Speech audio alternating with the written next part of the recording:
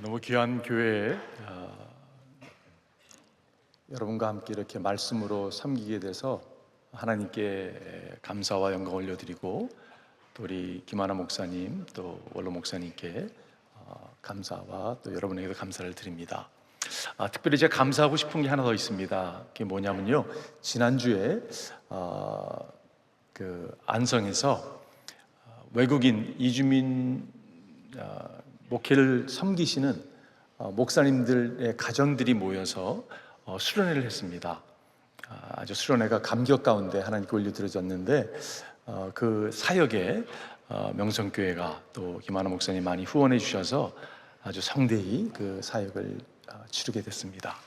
제가 잠깐 앉아 있으면서 좀 생각을 해보았어요. 오래전에 저를 참 아끼시던 미국에서 목회하시던 그 박희민 목사님 생각이 났습니다. 목사님께서 저를 참 이뻐해 주시고 명성교회를 소개시켜 주셨고, 원로 목사님 김삼환 목사님을 이렇게 인사할 수 있는 기회가 있었고, 그때부터 교제하고 또 김하나 목사님도 교제하고 하면서 제가 이렇게 주일 예배에 이렇게 설교까지 하게 돼서 얼마나 참 영광스럽고 감사하다는 생각이 들었습니다. 여러분, 오늘 부족한 종류의 말씀을 나누는데, 이 말씀이 오늘 우리에게 필요한 살아계신 하나님의 말씀이 될 줄 저는 믿습니다. 오늘 설교 제목을요, 예배자를 찾으시는 하나님으로 정했습니다. 제가 여러 교회에서 말씀을 전할 수 있는 기회를 하나님이 주셨는데, 특별히 명성교회는 여러분 그 어느 교회보다 정말 어느 교회 못지않게 예배를 참 잘 드리는 그러한 교회입니다. 그래서 제가 올 때마다 은혜를 얼마나 많이 받는지 모르겠어요.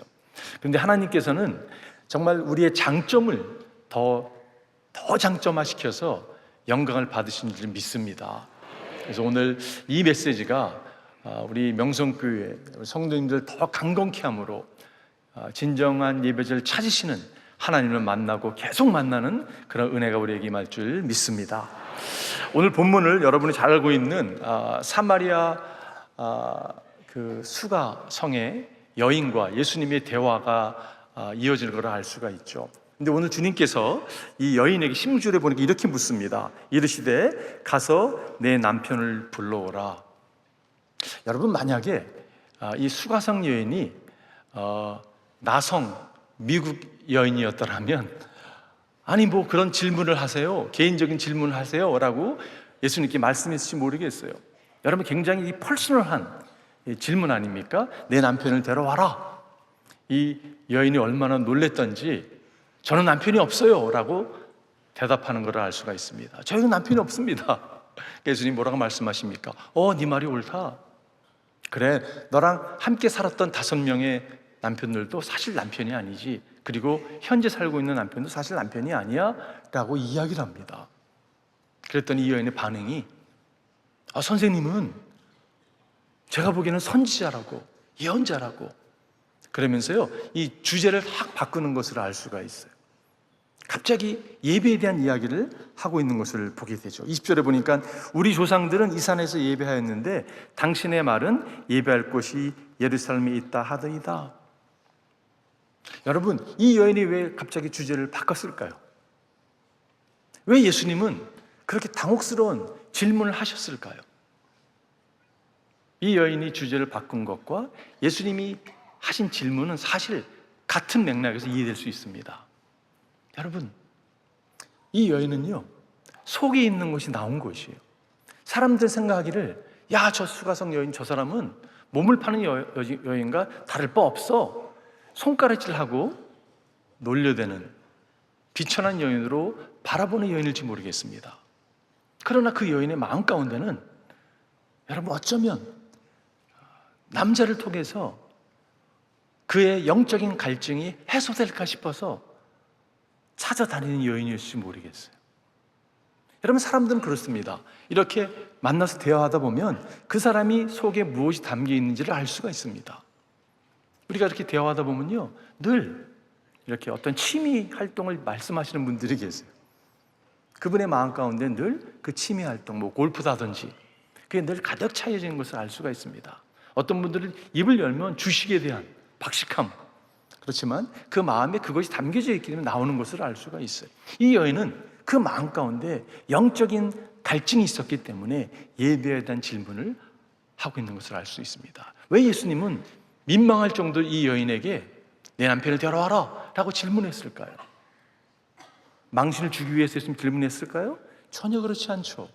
우리 예수님께서는 그 여인의 갈증, 영적인 갈증을 아셨기 때문에 이 주제를 끌어내기 위해서 이 질문을 한 것을 알 수가 있습니다. 이 대화 가운데 우리는 예배를 배우게 돼요. 진정한 예배자, 진정 하나님께 드리는 예배는 어떤 예배인가? 그것을 여러분 오늘 우리에게 말씀해 주고 있다고 저는 생각이 듭니다. 오늘 제가 세 가지 포인트를 말씀을 드리고 싶은데요. 첫 번째 포인트는요, 예배는 가장 소중한 것을 알아보는 것이에요. 여러분 왜 예배 드리고 있습니까? 여러분이 예배가 가장 소중한, 나의 삶에 가장 소중한 것을 여러분이 인식했기 때문에 주님께 나와서 예배 드리는 거예요. 아멘이십니까 여러분?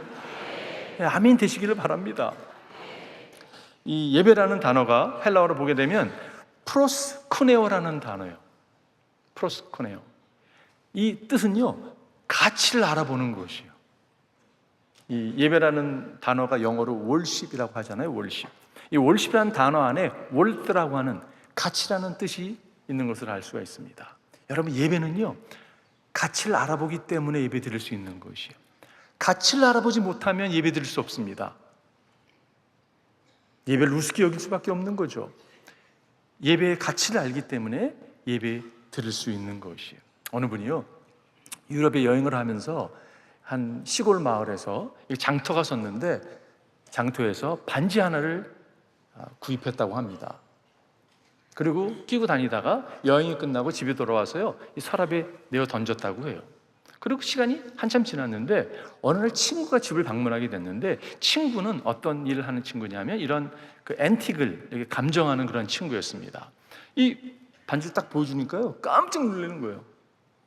이걸 한 번 더 감정해야 될 것 같다고. 나중에 감정했더니요, 이것이 어떤 반지였냐면 엘리자벳 여왕이 소유했던 반지였다는 것이에요. 여러분 그 다음에 이 여인이 그 반지를 대하는 태도가 어떻게 됐을까요? 서랍에 던지는 반지가 아니라 이거는 보물이잖아요, 그죠? 이거는 뭐 금고를 사서 넣어둬야 될, 보석상을 사서 넣어둬야 될 그러한 반지가 되었다는 거죠. 여러분 가치를 알면 우리가 가치에 합한 행동이 나오는 것을 알 수가 있습니다. 예배란 그런 곳이에요. 예배라는 것은 예배를 통해서 하나님을 만나고 그 만남이 얼마나 소중한 것을 깨닫는 것이 예배라는 것이에요. 여러분 예배를 통해서 우리는 하나님을 만납니다. 아멘이시죠? 여러분 예배를 통해서 하나님을 만나야 되는 거예요. 찬양을 통해서, 기도를 통해서, 말씀을 통해서 하나님을 만나는 것이, 그것이 바로 예배입니다. 이사야서에 보게 되면 이사야가요, 하나님의 성전에 하나님의 영광이 임했습니다.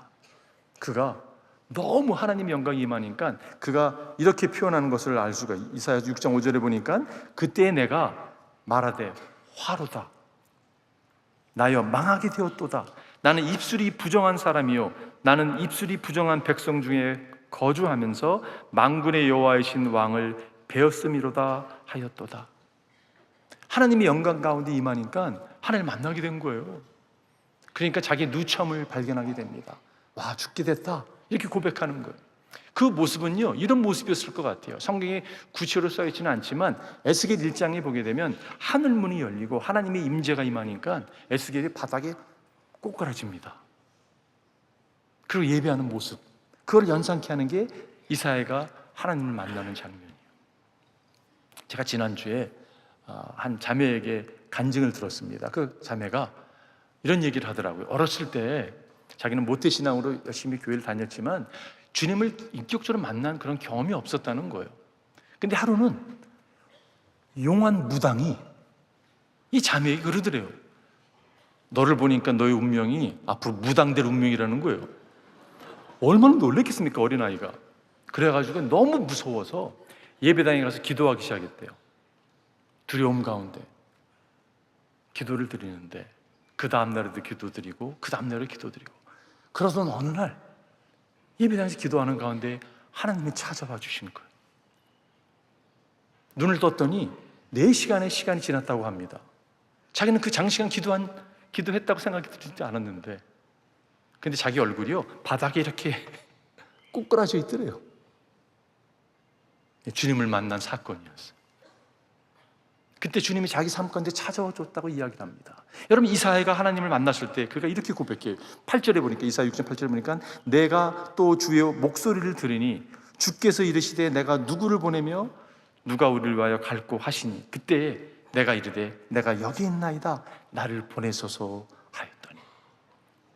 여러분, 하나님을 만나면, 예배 가운데 하나님을 만나면 자신의 상황, 위치 별로 중요하지 않습니다. 하나님이 드러나고 하나님의 음성이 들리기 시작하고 하나님이 인도하신 가운데 나아가는 것, 그런 결단을 내리는 것을 알 수가 있어요. 예배가 그런 것이. 여러분, 사도행전 7장에 보게 되면 스데반 집사가 돌에 맞아 죽는 장면이 나옵니다. 그런데 얼굴이, 성경은 뭐 어떻게 기록하고 있냐면 그의 얼굴에서 광채가 났다고 성경은 기록하고 있어요. 어떻게 여러분, 죽음을 맞이하면서 그의 얼굴은 그렇게 빛날 수 있었을까요? 스데반은 예배자였기 때문에 그렇습니다. 사도행전 7장에 보게 되면 55절에 보면 이런 말씀이 있습니다. 스데반이 성령 충만하여 하늘을 우러러 주목하여 하나님의 영광과 및 예수께서 하나님 우편에 서신 것을 보고 말하되, 보라, 하늘이 열리고 인자가 하나님 우편에 서신 것을 보노라 한데, 이게 예배 드리는 장면이에요, 그죠? 그의 눈에는 보였습니다. 하늘문이 열렸습니다. 하나님 임재가 임한 것이요. 그리고 60절에 보니까 무릎을 꿇고 크게 불러 이르되, 주여 이 죄를 그들에게 돌리지 마옵소서, 이 말을 하고 자니라. 어떻게 이런 용기가 있을 수 있었을까요? 어떻게 예수님 같은 이런 모습을 스데반 집사는 가질 수 있었을까요? 스데반 집사는 예배하는 자였기 때문에 그렇습니다. 아이들에게 장난감을 가지고 놀잖아요. 어린아이들에게 장난감을 갖고 노는 아이에게 10억짜리 수표를 하나 끊어서 나랑 바꿀래? 그러면 아이는요 절대 바꾸지 않습니다. 똑똑한 아이는 바꾸죠, 그죠?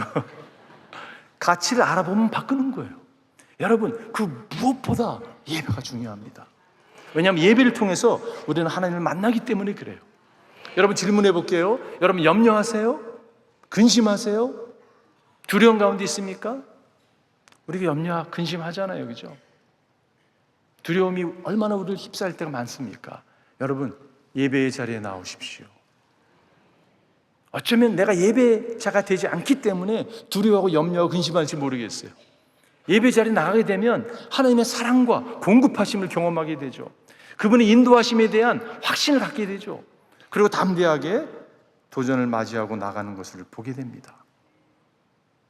여러분의 주어진 장난감은 무엇입니까? 내어 던지십시오. 예배를 방해하는 요소가 무엇입니까? 가감하게 버리십시오. 그리고 예배제 자리에 나오십시오.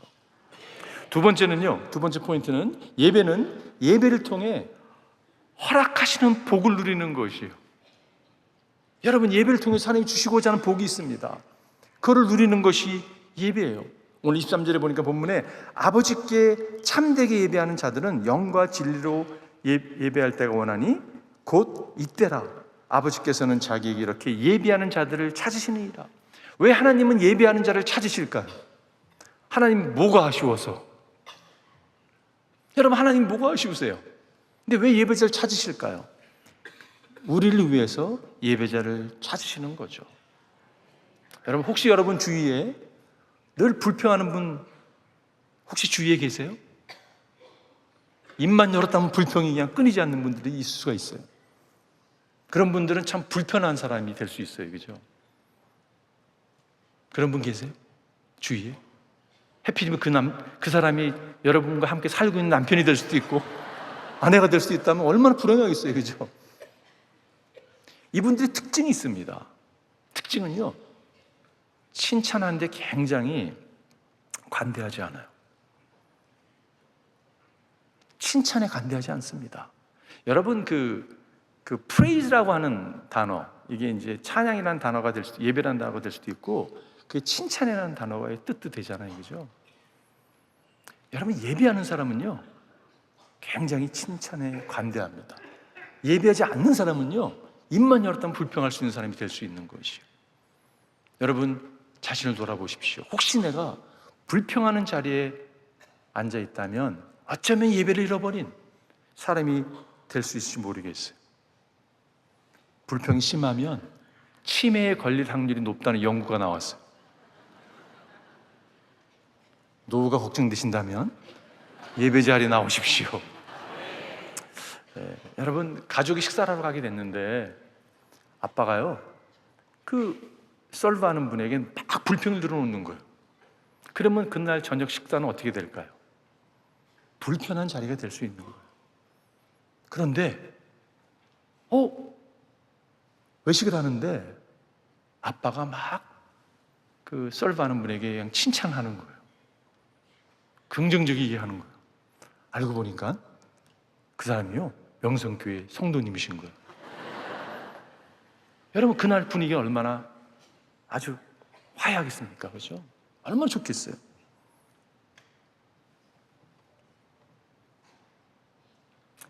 예배자가 되십시오.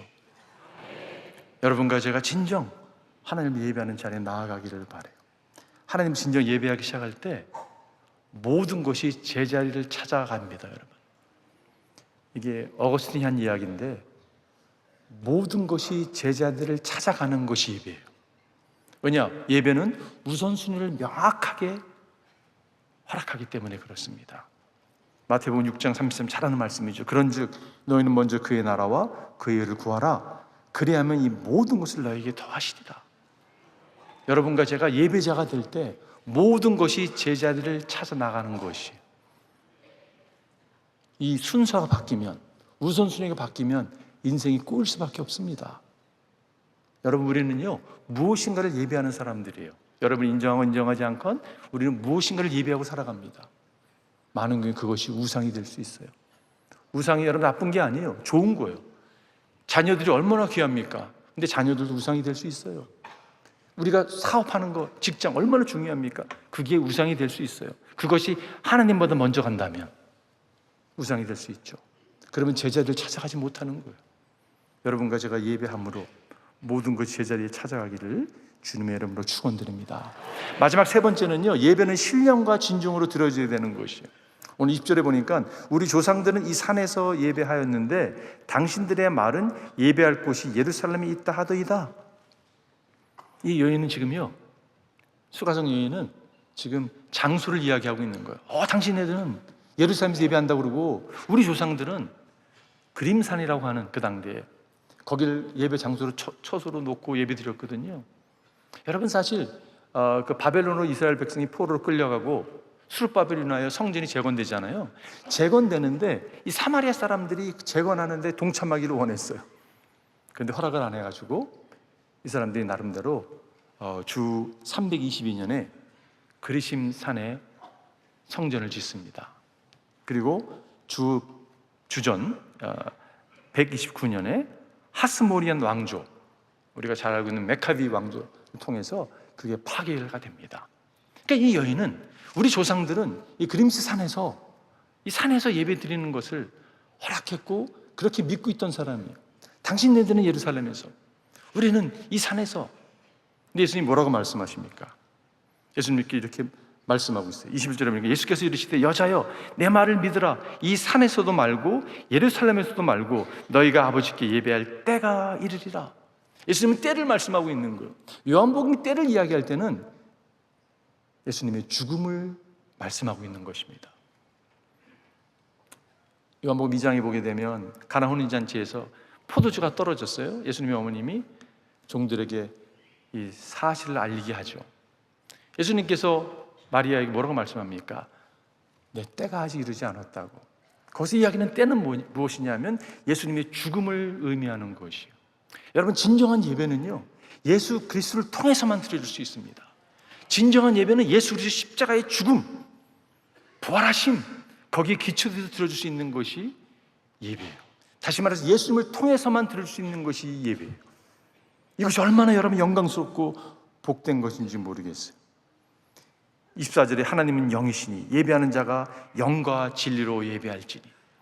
성령의 인도하심 가운데 진리 되신 예수 그리스도, 그분의 죽으심에 기초해 우에 여러분과 제가 주님께 예배 드릴 수 있는 것이, 여러분, 우리가 얼마나 누추합니까? 얼마나 부족함이 많습니까? 얼마나 모순이 많습니까? 우리의 모습대로 하나님께 나아갈 수가 없습니다. 우리는. 그러나 예수 그리스도 십자가의 공로를 힘입어 여러분과 제가 담대하게 하나님께 나아갈 수 있는 거예요. 그분께 나가서 예배 드릴 수 있는 거예요. 이 영광스러운 예배, 예수님께서 십자가에서 처절하게 죽으심으로, 그러나 죽음을 이기시고 부활하심으로 우리가 그분을 힘입어 여러분 예배에 드릴 수 있는 것이요. 예배에는 제물이 필요하거든요. 근데 예수님이 제물이 되셨어요. 할렐루야. 히브리서 10장 19절에 보니까 그러므로 형제들아 우리가 예수의 피를 힘입어 성소에 들어갈 담력을 얻었나니, 그렇습니다. 예수의 십자가의 공로에 힘입어 하나님께 담대히 나갈 수 있는 담력을 얻게 된 것이, 이 사마리아 여인은 예수님을 대면했지만 그분의 실체를 알아보지 못했습니다. 근데 대화하는 가운데 예수님을 알아보게 됐어요.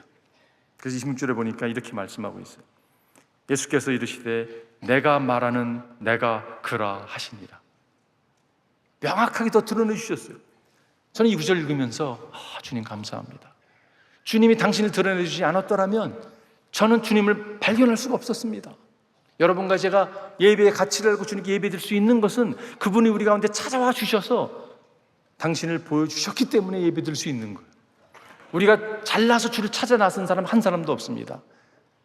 너희가 날 택한 것이 아니라 내가 너를 택하여 세웠다고 말씀하신 주님, 주님이 찾아와 주셨기 때문에 우리가 그분을 알아보고 예배드릴 수 있게 된 것이에요. 여기서 내가 그라 하시니라, 내가 그라 하시니라. 출애굽기 3장 14절에 하나님께서 모세에게 나타나서 하신 말씀과 참 비슷한 표현이에요. 나는 스스로 있는 자다. 영어로 보면 I am 이라고 하는 표현, 요한복음에 I am이라는 표현이 많이 나오죠. 주님께서는 당신을 드러내 주시는 분이세요. 28절 3절에 보니까 여자가 물동이를 버려두고 동네에 들어가서 사람들에게 이르되 내가 행한 모든 일을 내가 말한 사람을 와서 보라, 내게 말한 사람을 와서 보라, 이는 그리스도가 아니냐 하니 그들이 동네에서 나와 예수께 나오더라.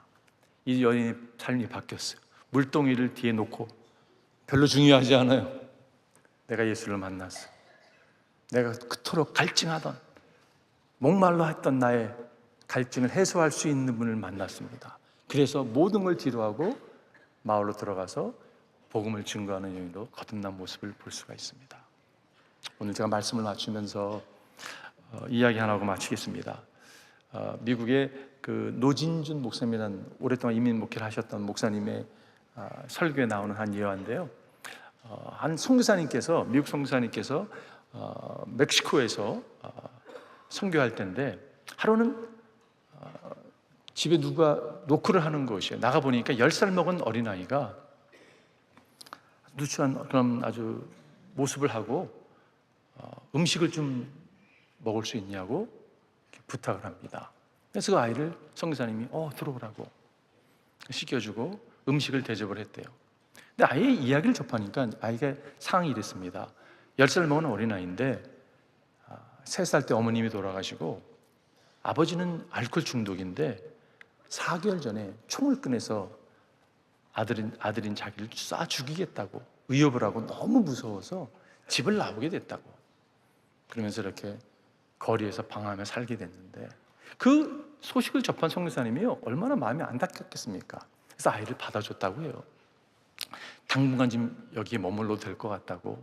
그래서 가족과 의논을 하면서 이 아이를 결과적으로 자신의 양자로 삼게 됐다고 합니다. 근데 이 과정을 통해서 이제 지났는데요. 그 양자로 이제 허락을 받는 날 너무 기뻤다고 해요. 그래서 아이에게 이제는 네가 내 아들이 됐다고, 나는 내 아버지가 됐다고, 이제부터는 필요한 거 있으면 다 아빠한테 구하라고 이렇게 얘기를 했는데 아이가 너무 고마워하더래요. 그런데요, 고마워는 했지만 한 번도 무엇을 요구하는 것을 들어보지 못했다고 합니다. 그러던 어느 날 서재 선교사님이 이렇게 앉아서 말씀을 보고 있는데 밖에서 노크 소리가 들리는 것이, 문을 열어보니까 이 아이가 이렇게 얘기했다고요. 아빠, 혹시 신발끈 하나를 제가 받을 수 있을까요? 라고 이야기했대요. 근데 그 이야기를 접하고 이 선교사님께서 서재에서 돌아서서 눈물을 흘리셨다고 합니다. 처음으로 이 아이 입에서 아빠, 제가 신발끈 하나를 좀 받을 수 있을까요? 요구하는 이야기를 처음 접한 거예요. 여러분, 왜 이분은, 이 선교사님 감격하셨을까요? 이 아이가 드디어 아빠라고 이야기한 것이. 여러분과 제가 하나님께 예배하러 나와서 그냥 하나님, 너무 거리가 먼 데 계신 그런 분이 아니라 나의 모든 필요를 채우시는 아빠, 아버지라고 우리가 부를 때 하나님이 얼마나 기뻐하실까라는 생각을 하게 됩니다. 여러분, 하나님 그런 분이세요. 여러분과 제가 하나님께 나와서 담대히 구하는 그런 종들이 되기를 바랍니다. 여러분, 기독교는 절대 종교가 될 수 없습니다. 기독교는 관계예요, 그죠? 이 아이와 그 선교사님의 관계가 시작된 것처럼 우리는 관계를 시작한 사람들이에요. 예배는 하나님을 알아보는 것이에요. 여러분, 어떻게 하나님을 알아볼 수 있습니까? 예수를 바라볼 때 알아볼 수 있는 거예요. 제가 이 말씀을 준비하면서 아침에 기도를 드리는데 감격했어요. 하나님, 저희 삶에 찾아와 주신 하나님 너무 감사합니다. 오늘 예배를 드리는 모든 하나님의 성도들 가운데 찾아와 주십시오. 나타내 주십시오. 그분을 바라볼 수 있게 해 주십시오. 그러므로 살아나는, 일주일 동안 살 수 있는 능력을 경험하는 주님의 종들이 될지를 주님의 이름으로 축원드립니다.